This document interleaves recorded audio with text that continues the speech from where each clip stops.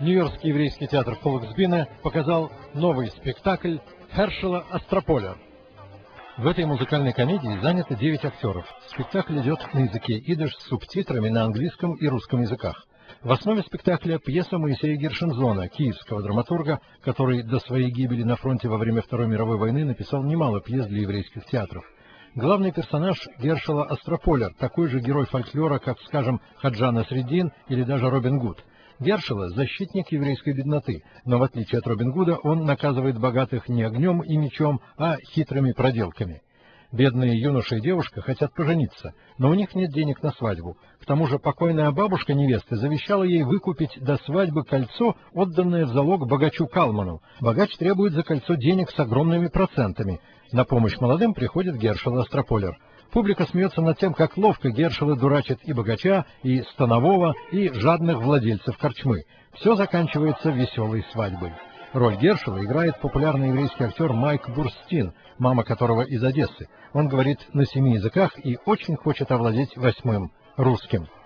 Я изучаю сейчас русский язык. Я хочу знать, говорить по-русски. Он был реальным человеком, этот Гершел из местечка Острополье Волынской губернии. О нем существует множество всяких легенд. Наш спектакль основан только на одной истории его похождений. В наше время вы, выходя из театра, не можете напеть ни одну мелодию из спектакля. В еврейском театре иначе. Вы выходите, а в ушах звучит...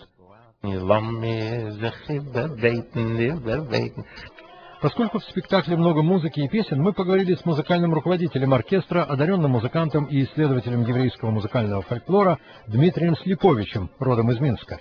Когда берешь традиционную мелодию, она всегда и 50 лет назад, и 100 лет назад, и сегодня, и через 100 лет будет говорить к сердцу, обращаться к сердцу слушателя, зрителя. О своих впечатлениях от спектакля рассказали зрители. Я получила огромное удовольствие. Это памятник моим родителям и бабушкам, дедушкам. Я не поняла ни единого слова на идыше, но там махая. Моя бабушка всегда рассказывала об Гершеле Астрополере, это был ее любимый герой. И когда я увидела этот спектакль, я решила, что я подарю своей подружке его на день рождения. Музыкальная комедия «Приключения Гершела Астрополера» идет в Манхэттенском центре исполнительского искусства Барух-колледжа только до 27 июня. Спасибо, Фолксбине. Специально для программы «Мир сегодня» Александр Лахман, Александр Беликов, продюсер Раиса Чернина, Нью-Йорк.